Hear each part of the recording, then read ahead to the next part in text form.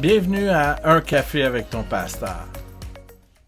Bon matin, ce matin nous continuons avec le face-à-face avec Dieu et comment Jésus et son visage brillant nous révèlent la pleine présence et la gloire de Dieu. Donc aujourd'hui, nous allons voir le visage brillant de Jésus, le nouveau Moïse. L'évangéliste nous présente Jésus comme ce nouveau Moïse. Voici les similitudes proposées par l'auteur David Wenkel. Premièrement, Jésus et Moïse entendent Dieu après 6 jours. Donc, Exode 24, 16 et Marc 9, 2. Jésus et Moïse vont sur la montagne avec 3 personnes, ou dans le cas de Moïse, 3 personnes sont mentionnées. Donc, Exode 24, 9 et Marc 9, 2. Les deux rencontrent Dieu sur une montagne, Moïse sur le mont Sinaï et Jésus sur une montagne non spécifiée qui, selon l'endroit où il était, ce serait le mont Hermon ou le mont Tabor. Les deux hommes vivent l'expérience de la transfiguration. Dans Exode 34, 29 à 30, où le visage devient illuminé, et pour Jésus dans Marc 9, 3. Donc, les deux hommes sont environnés d'une nuée lors de la rencontre avec Dieu. Donc, Exode 24, 14 à 16 et Marc 9, 6. Ce qui caractérise aussi cet événement, c'est qu'il y a des gens qui ont eu peur. Donc, lorsque les gens ont vu le visage brillant de Moïse, ils ont eu peur dans Exode 34, 30. Ceux qui ont accompagné Jésus sur la montagne étaient terrifiés dans Marc 9, 6. La voix de Dieu se fait entendre dans les deux cas, dans Exode 24, 16 et Marc 9, 6 pour Jésus. Jésus et Moïse étaient tous les deux dans des scènes qui faisaient référence à des tentes ou à des tabernacles. Donc, pour Moïse, la tente de la rencontre, et dans le Nouveau Testament, Pierre suggère d'ériger 3 tentes en réponse à la vision de Jésus avec Moïse et Élie dans Marc 9, 5. En addition à l'évangile de Marc, Matthieu et Luc ajoutent des détails Donc, dans Matthieu 17, 2 et Luc 9, 29, on ne parle pas de ses vêtements où son corps devient lumineux et se voyait au travers de ses vêtements, comme Marc dit, mais il spécifie que c'est le visage de Jésus qui brille. Donc, Marc est plus concis dans ses détails et son évangile est plus petit. Un autre fait intéressant qui se trouve dans Marc 9, 14 et 15, c'est ceci. Lorsqu'ils revinrent vers les disciples, ils virent autour d'eux une grande foule et des spécialistes de la loi qui discutaient avec eux. Dès que les gens virent Jésus, ils furent surpris et accoururent pour le saluer. Il est intéressant de voir la réaction de la foule lorsque Jésus descend de la montagne. Ils furent surpris. Une des versions anglophones dit « The crowd was astonished to see Jesus himself walking towards them. So they immediately ran to welcome him. » Donc, ça dit que la foule était étonnée lorsqu'ils virent Jésus. Donc, ils furent étonnés à la vue. Et l'émotion d'être ébloui est liée à la vue. Je ne dis pas que le visage de Jésus brillait encore, car ce n'est pas écrit dans le texte. Et en plus, Jésus ordonne aux disciples de tenir secret jusqu'à la résurrection l'événement de la transfiguration.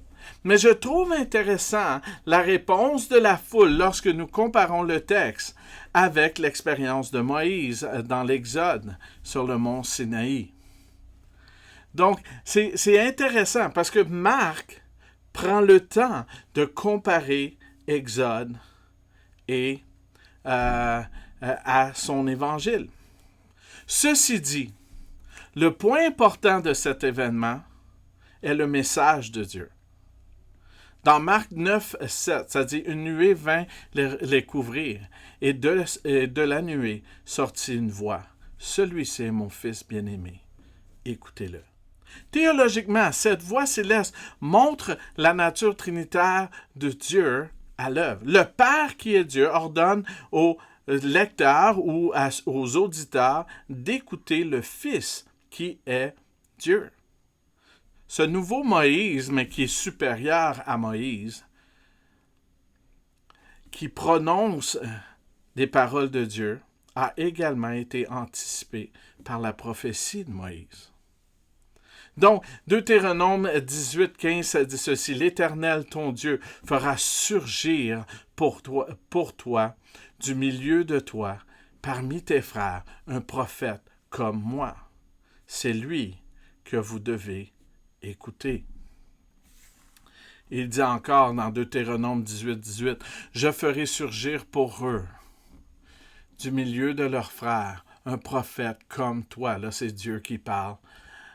Comme un prophète comme toi, et mettrai mes paroles dans sa bouche, et il leur dira tout ce que je lui ordonnerai. Cette parole de Jésus, ce sont les ordonnances de la nouvelle alliance. Cette alliance supplante et surpasse les paroles de Moïse qui donne la loi et l'ancienne alliance. Greg Evans dit que la voix qui parla à Moïse sur le Sinaï parle maintenant par son Fils Jésus.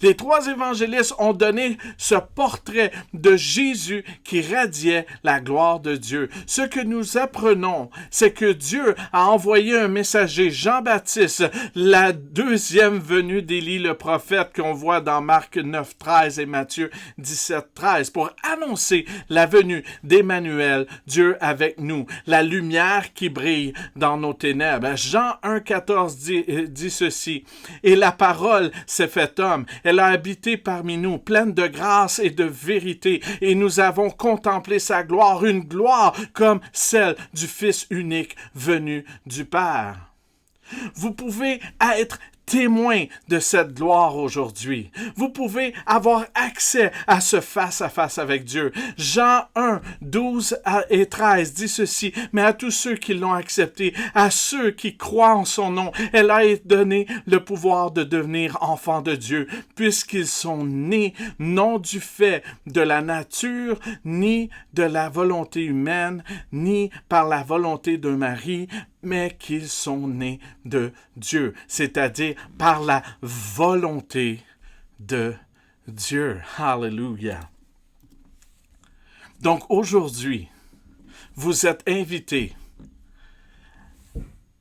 à vivre et à être immergés de la gloire et de la puissance du grand Dieu. Ma question pour vous aujourd'hui, et êtes-vous prêt à répondre à cette invitation? La Bible dit dans Romains 10, 13, « En effet, toute personne qui fera appel au nom du Seigneur sera sauvée. » Donc, si c'est vous aujourd'hui, faites cette prière avec moi. Cette prière vient de mon ami et collègue Philippe Joret dans Jouer le jeu. Et il n'y a rien de magique, j'aime juste comment il l'écrit et il a une plume fantastique. Mais le plus important, présentement, c'est inviter Jésus à être le roi et le Seigneur de votre vie. Donc priez avec moi. Dieu de l'univers, je découvre à quel point tu m'as aimé, au point de donner la vie de Jésus-Christ pour moi. Tu m'as établi à un grand prix. Je reçois ce cadeau de ton amour. Le péché m'a déformé et j'ai vécu une vie à contrefaçon. Aujourd'hui, je te demande pardon et je reçois ta vie en moi.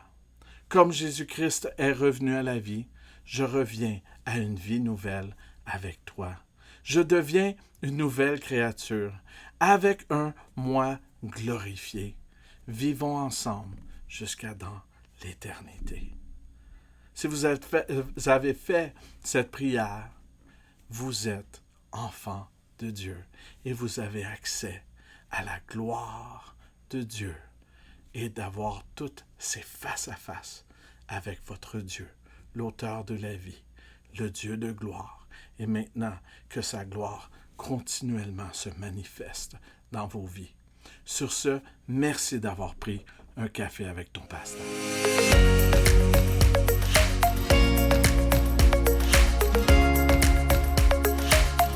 Reste béni.